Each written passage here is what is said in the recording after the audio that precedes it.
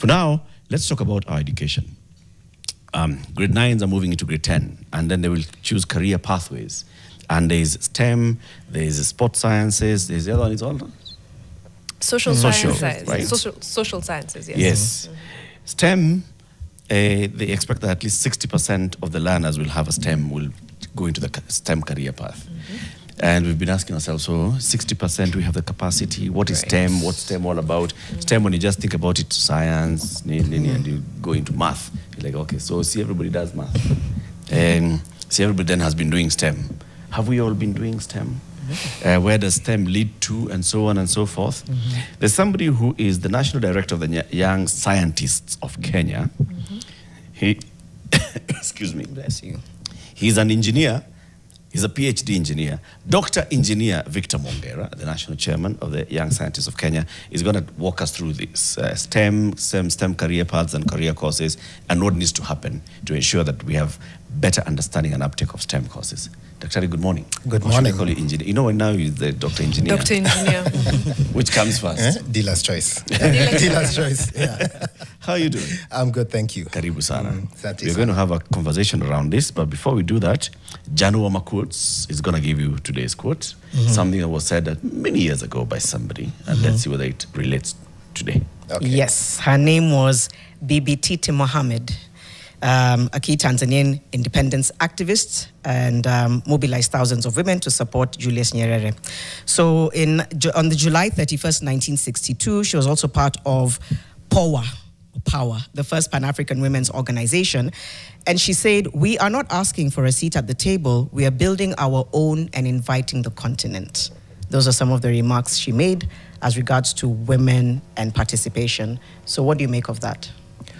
Wow. I think actually her comments at the time were very ahead of the time because it's a challenge we're still facing today, even in education. You know, these things always pull back to where you are in.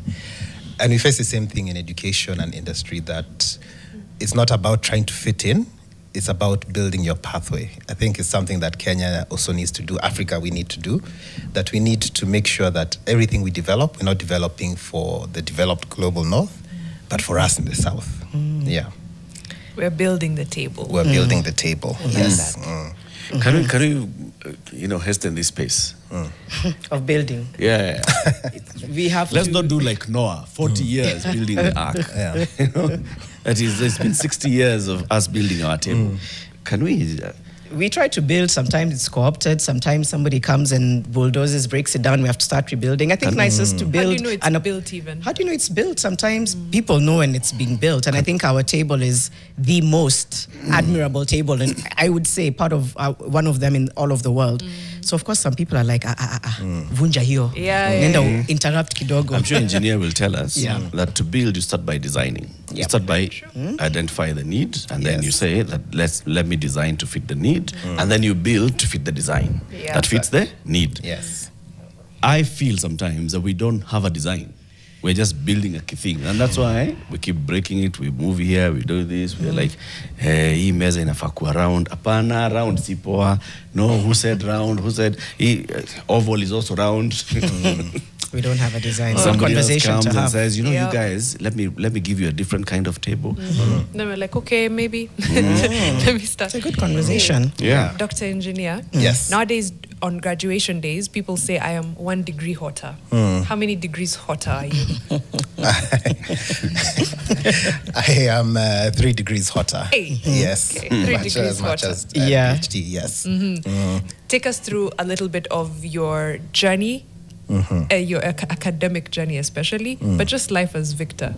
Okay, yes, happy to. So I like to say that because I did aerospace engineering, and many people I meet, especially in Kenya, ask me, okay, how and why did you do that for this country? And I like to say that it started actually when I was young, because I come from a family where my dad is an engineer. And you can imagine the conversations around the dinner table. They were similar to what Eric is saying. You know, everything you must design and build. Yeah, but my spark came from seeing a plane fly. Back in the day, I'm not sure how this relates to Gen Zs, but I'm just going to plow through. When we used to have the air show at Wilson. Yes, and it was, very affordable to attend and so on. And they used to have, as part of it, have a flight around Wilson for 10 minutes. And that really changed my life. It was, getting in the air at 10 years old, you're like, wow, this is incredible. We can build such things. Walikubeba? Walikuwa nabeba watu. For 10 minutes. Yeah, for 10 minutes. It was it was a time actually that a lot of things were accessible because it was Kenyans from all walks of life who used to come. This is your chance to climb a plane. What happened to things like this? Okay, go. So from that, then I said, yes, I want to do this and to design and build this aircraft. And since that time, I basically pushed my reading towards that direction. I ended up doing my undergraduate in the University of Bristol in the UK. Unfortunately, we didn't have aerospace in Kenya at the time. So, you had to find a way to go to somewhere where they study it. Also did my master's there and did my PhD at the same place. It was a very interesting time because it was a time when the economy was really booming globally. And actually had an offer from the job market. But I said, if I don't study now, when will I study? And then So you went through them tap. Yes. How many years was that? That was from 10 years, close to 10 years. Now, interestingly, when I came out of that, the economy had changed. One of the many crashes. Some choices are very interesting. Yeah. So I worked there for a while. I also worked at Rolls-Royce, but as I was working there and contributing to that economy and that field, it was feeling like surely some of these things we can do them at home. We don't have to do everything here. Yes, you have studied here, you've gotten the great knowledge. And then, also there, you're not feeling like you're at home. So that's why I decided to come back. And when I came back, I initially worked at S.T.E.M, then moved to Kenyatta University. I was there from 2016 to 2023 for a long time, and helped build the aerospace engineering department. There are some fantastic people who have passed through that program, and they work in various organizations like Kenya Space Agency and so on. Then moved to Institute of Engineers of Kenya. I was there for 6 months. Then came to Young Scientists Kenya, because other than engineering, my other passion has always been youth empowerment. That has been a very strong passion from university all the way to today. So I think now I feel like I'm the right place, space, because we're combining education and youth empowerment. I love everything you've said has, I think of the boys, I'm like, because I know there's a passion. One of them has a passion for planes. And it's very easy to dismiss it as a childhood thing. And then sometimes you grapple as a parent, you're like, actually, is there a chance to hone this into something that can happen? And I think you've described a path. So the paths do exist in terms of, I love seeing the planes, I want to design a plane. Can you take us through very briefly? You've talked about Kenyatta University, right? A child who's 10 or 6 right now, who says, oh my gosh, I want to do something in engineering. What does that pathway look like?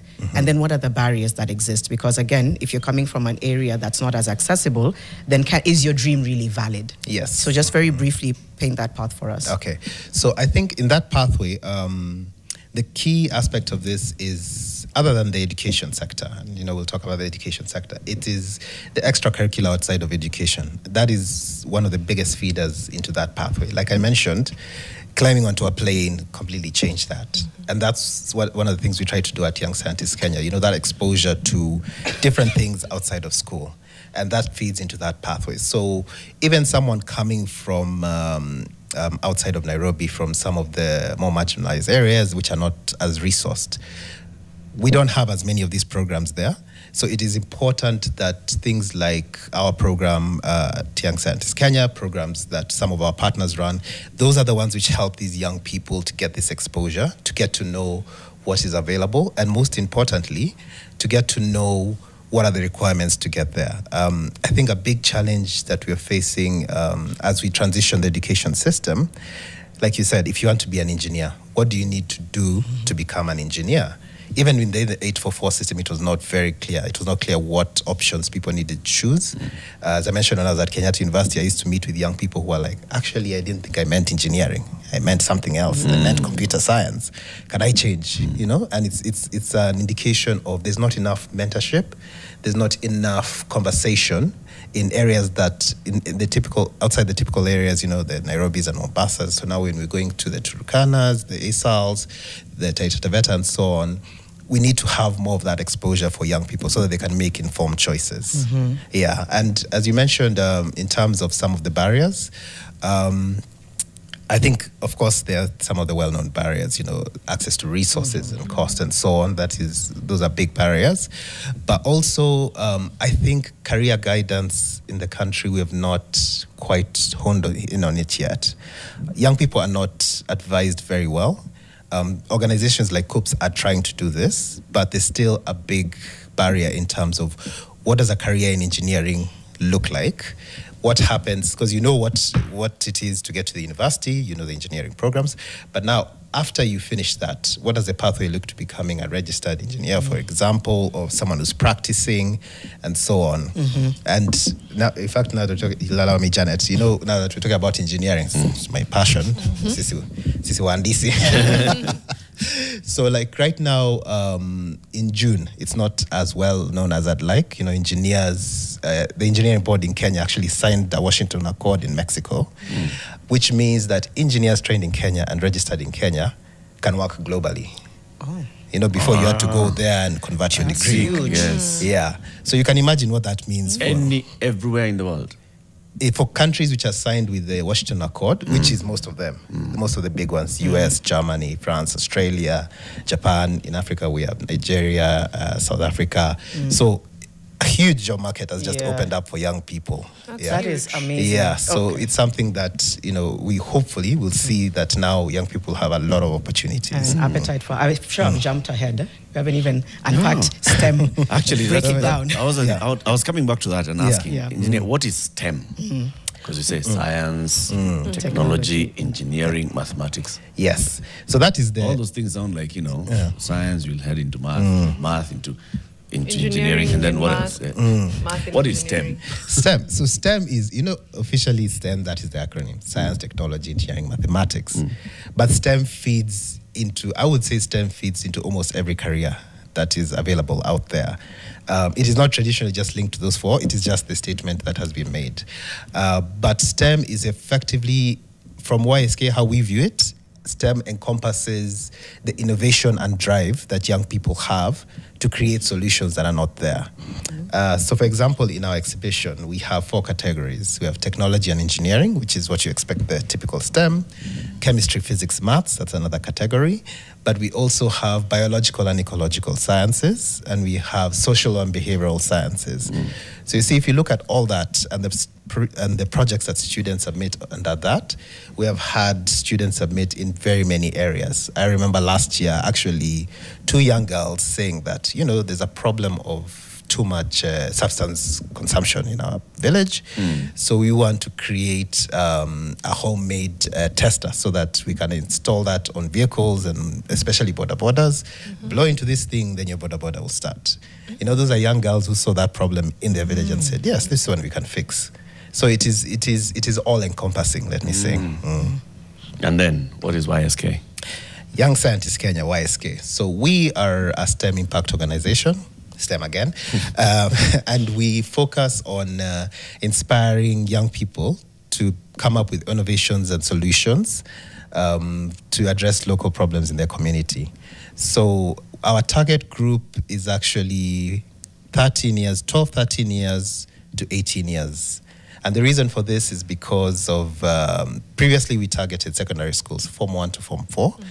Now we have expanded to target junior secondary and senior schools. So that is that age group 12, 13, all the way to 18, 19 years old, effectively those enrolled there. And our programs work by, so we mentor and inspire young people to take up courses, to take up innovations in the fields that I've mentioned. And we do this through 3 main ways. One is our outreach program. So outreach is where we say, let's take a county. For example, Mariam, which county are you from? Many. Many. Let's start with Kajiado. Kajiado. Okay, so we say Kajiado County.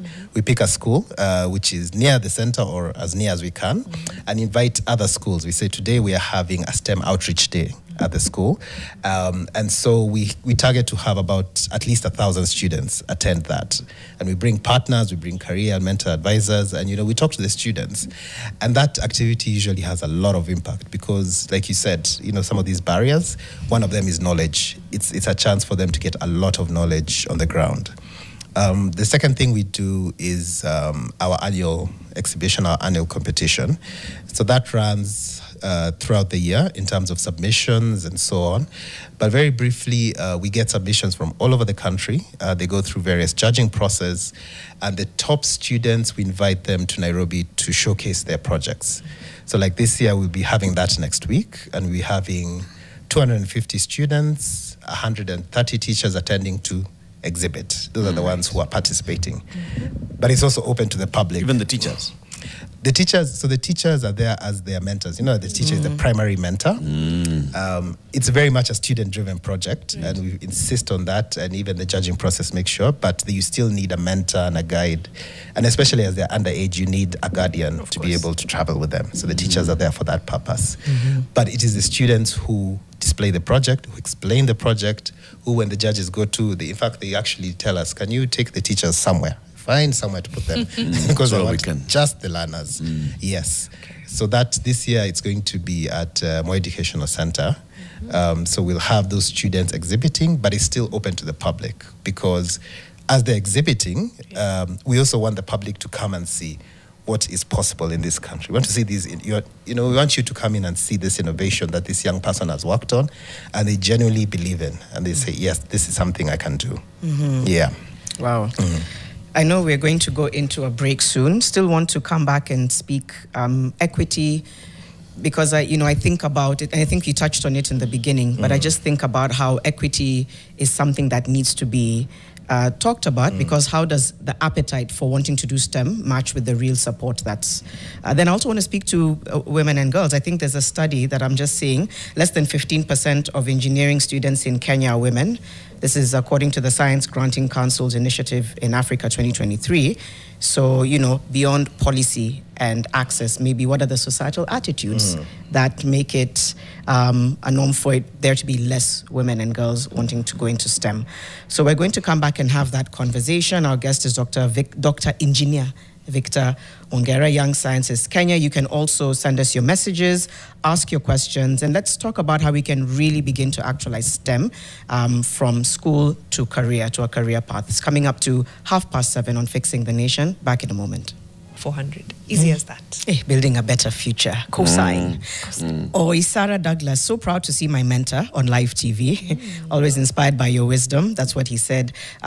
Maimuna, good morning. She talks about the quote by BBT Muhammad, still resonating with the realities of the women's movement. But yeah, just continue to share your questions or comments around the conversation we're having today as regards to STEM. Where do we pick it from? I feel like there's so many places. We do have a caller. Yes. Yes. Maxwell. Is that correct? Tarakanidi. Okay, Maxwell from Tarakanidi. Good morning. Do you have a question or comment this morning regarding STEM? Yes. Go ahead. Hello. Hi, Maxwell. I have a question. Hi. Yeah, Maxwell, please switch off your TV. Yes.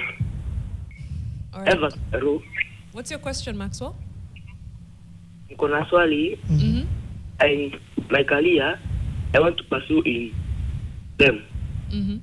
But our teachers always tell us, for you to pursue STEM, you must have mathematics 90 and above. And me, I'm capable of getting 80. Okay. So you see, some of our teachers are breaking our careers, because if she tells you cannot pursue in STEM and your career is in STEM, and you see you are capable for being in STEM, how can you advise our teachers so that they can help us? My question is, can we pursue in STEM where there is no, in STEM kuna mahesabu? Okay. That's a good That's a question. very good What question. grade are you in, if you don't mind, Maxwell? 9. 9. All right, thank you so What much. would you like to do? Dentist. Sorry, say again. Dentist. Health. Oh, Dentist. dentist, yes. Like All to be a right. dentist. Okay, asante Okay. sana. Okay. Very good question from Maxwell. I think, this it's indicative of the challenges that are there as we are transitioning to this new system and as people are choosing their pathways. In terms of the limit on maths, the percentage, I will not be able to speak on that because these are government-driven processes. But what he has said is very important to note in that teachers are a crucial part of this pathway for students to choose STEM career paths. That's one of the reasons we work with teachers as well as with students. In addition to the programs that I mentioned, we also train teachers on various things. We actually currently training teachers on AI with a partner, Raspberry Pi and Google. And the reason that is important is because, as much as our program is there, as much as the parents are there, the teachers are basically the ultimate and the initial contact for students. So it is important for them to also be upskilled, to have as much information as possible. Someone once mentioned to me actually 2 weeks ago that, the teacher is the pastor of your education journey for your child. What the teacher says, you must find a way to buy it, whether you have the resources or not. Yeah. So if that is the case, then we need to recognize this and we need to support these teachers in terms of making sure they have information. So we don't have a scenario where a student feels like they're being blocked, but rather they're being mentored and advised onto what paths they can take.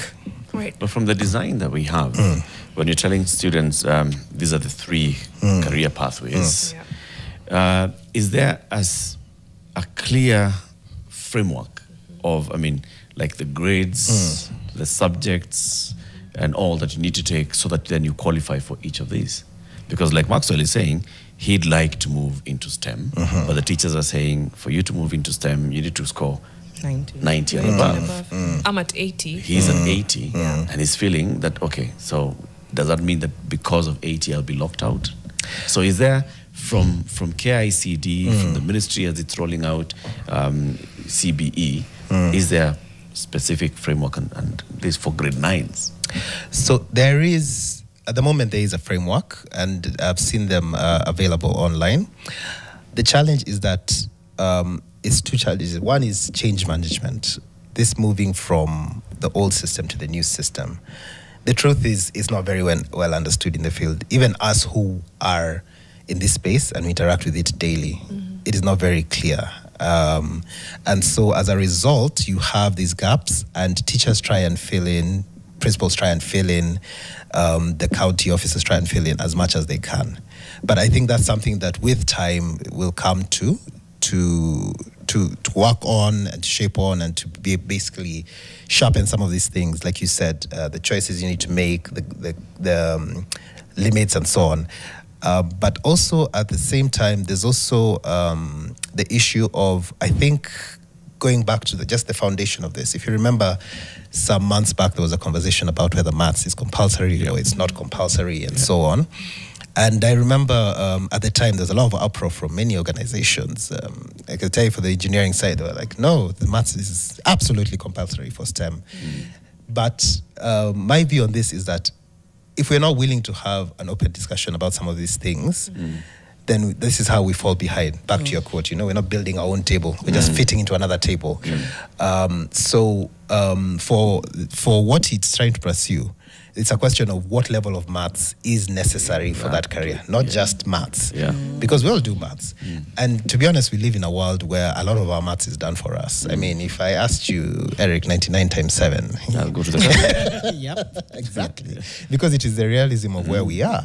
And even with AI taking over so many things, I think you saw the article that came out recently. Kenya is the biggest users of ChatGPT. Yes. People are not even typing their own WhatsApp messages these days. So all that feeds back into what is the fundamental that you need for a career, and then what is it that it would be optional and good to have. And for that conversation to be done well, I think public sector needs to also involve some of the organizations like us, some of our partners, stakeholders, teachers, everyone in the sector, and actually formulate and say, let's not drive this thing by saying this is what we want, but this is what makes sense for the global work environment as it stands right now. Yeah. So I'm thinking through, when policy dictates how many should go into STEM, how many should go into social sciences, I see a problem in that. In one, will people be pushed into STEM who don't want to be doing STEM? And then there's others like Maxwell who want to go into something that's STEM related, but again, there's now barriers of entry. So there's so many things I'm worried about. One, how many people are falling through the cracks when they could be pursuing STEM careers, but they don't meet one or two thresholds? And then two, how many are being pushed now into STEM without necessarily being suited for it or wanting it? You're not happy with this thing that 60% of grade 9 learners should move into STEM? One, we're not schools are not equipped. We don't have the facilities to have 60% of learners go into STEM and do proper STEM, right? We called it budget STEM yesterday. It's most likely what they'll be doing, which is a disservice to them, because then they go into universities, into technical colleges and everything. Competitive spaces. Yes, to competitive spaces, just half-baked. It's a disservice. That's number one.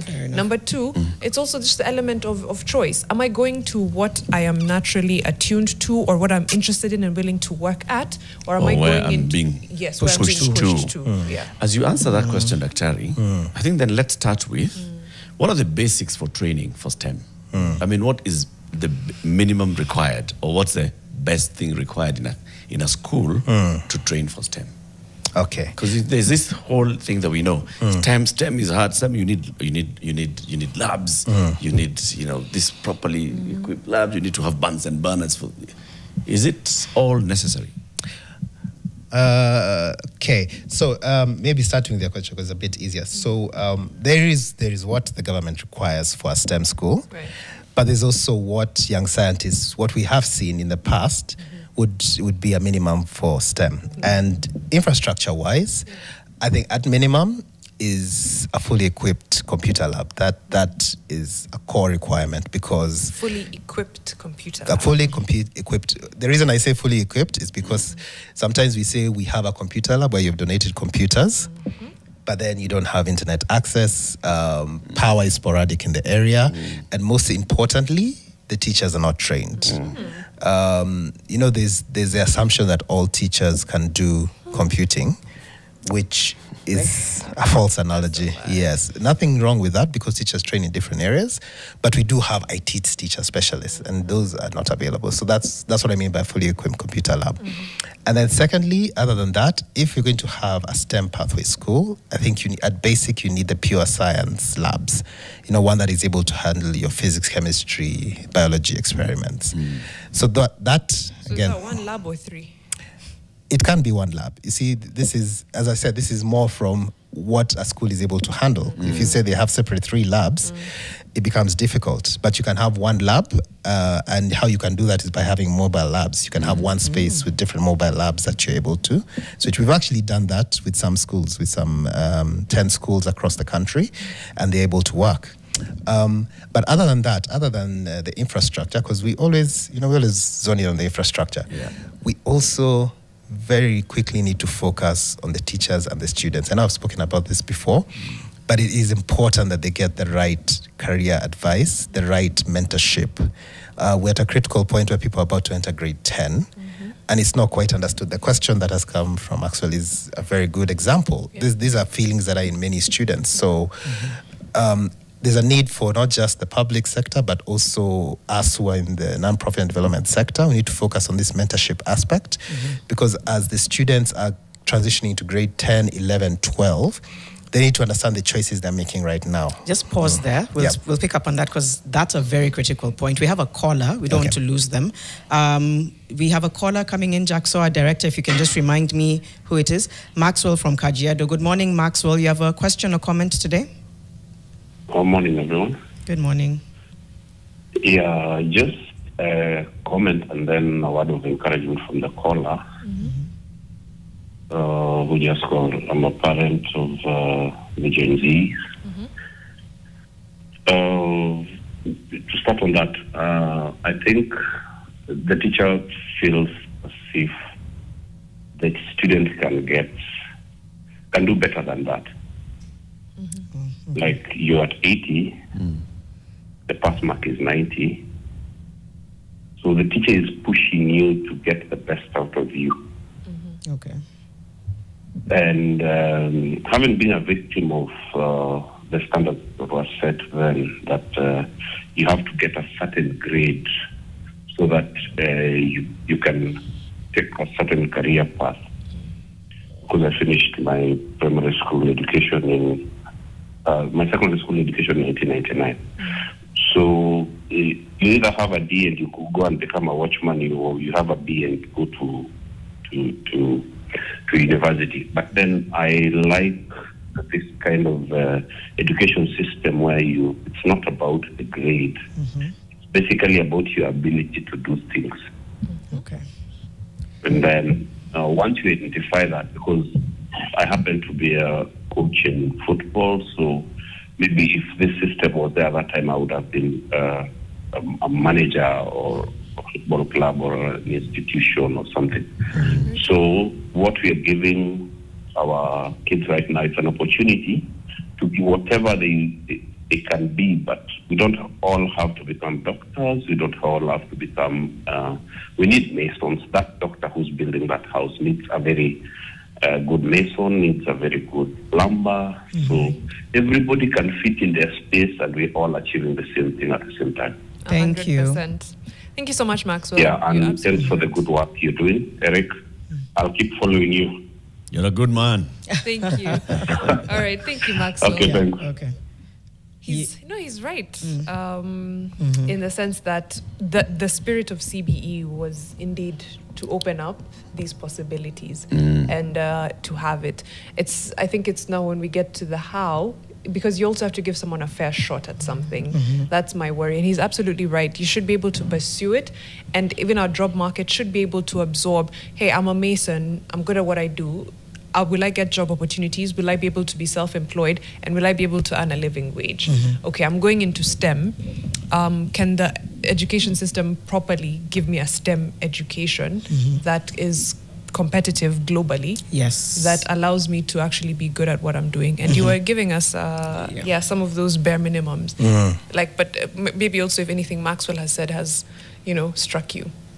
I think, it's true what Maxwell has said in that CBE is meant to nurture talent rather than, pass grades. And it is the same in the arts and sports science, in the social science, in the STEM pathways, all three pathways. So taking off what he has said, it's about creating that environment that nurtures the talent. And one of the reasons CBE, allows you to choose more than one pathway, because you have to remember it's more than one pathway, as much as your STEM and something. You're also STEM and something else.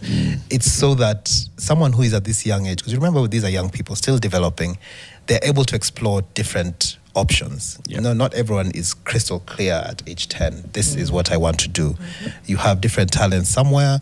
You have what your parents are saying you should do. Your grandfather is saying you should do this, but you also like to do this. So you choose these different pathways so that you're able to explore and figure out what makes sense. So in the same way, that's what we do. We don't, we're not saying everyone must do STEM. It's that if you have an interest, try this program. If you have an interest in something else, we have many other partners who focus in sports, in arts, in social sciences, so on and so forth.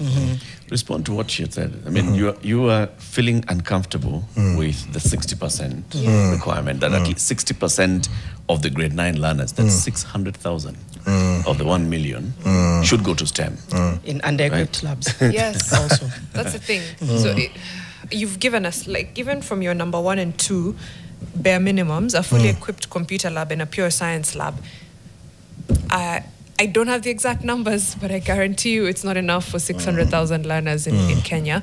A lot of what used to be national schools are the ones that have those kinds of facilities. Again, that's not very many schools.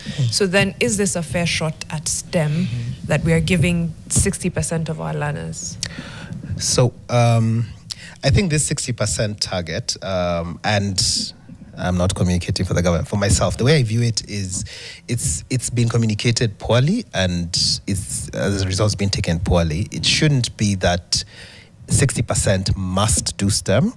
It should be that we should have a target of 60% to do STEM. So if we have that target, then what are the minimum requirements we need? So we should take it from that approach. If we want 60% of our learners to do STEM, then what do we need as minimum in our classrooms? What do we need as minimum in our educators, in our policy? What do we need to do to educate the parents and ultimately the public so that we achieve that? I think that is how we should approach that aspect. But in terms of STEM being a major target, that has been something that has, from Africa level, AU, UNESCO, very many organizations have had this target. And it's true, STEM does feed into a lot of things, as I said. But we must also say, if we're serious about this target, if we're serious about education being a priority, then we need to act accordingly. We need to push accordingly towards that. We need to resource properly, we need to build properly, and we need to put maximum effort into this. If we want it to be competitive. STEM, I remember hearing more about it, or it became more amplified when I was in rooms that were having conversations on gender.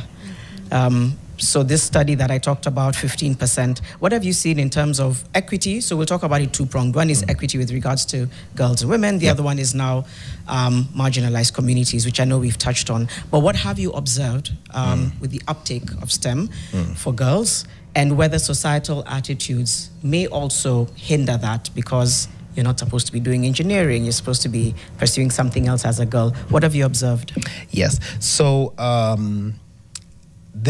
it's very true in terms of STEM equality and equitability between male and female learners. It's a conversation that'll be there for a long time, and places like Nairobi and so on, I like to call them the metropolitan cities. That conversation is very strong, and you tend to find the schools is a much better balance, still not where we want it to be. But as you mentioned, when you go to the marginalized communities or in semi-arid areas and places where culturally and traditionally, sciences and education even is not for women, then that disparity is still very, very big. But that being said, part of it is also because of lack of knowledge. We've been to communities, for example, we did an outreach in Lamu, where the gap and the disparity between male and female learners was big. Female students were not allowed to answer questions until male students had answered questions. See, they have that within their culture. But that's not to say the girls are not interested. They're just not aware that the opportunities exist for them. So it's about, like in that scenario, what we did is made sure all our mentors were female. I didn't actually go, I was being told, because I can't appear there, create a different picture. But also making sure that they are females from their communities, because then it becomes relatable that a female learner can actually pursue STEM from their community. And an example of this, there's a young winner from a 2019 competition. She's called Gaida. And she came from a community where female learners are not as encouraged as male learners. And after going through our program, she actually went ahead to found her own initiative. It's called Girls I Save. And it focuses in her community, in terms of empowering young girls towards STEM. And that is having impact. So that's something that's amazing to see, because now it's impact upon impact.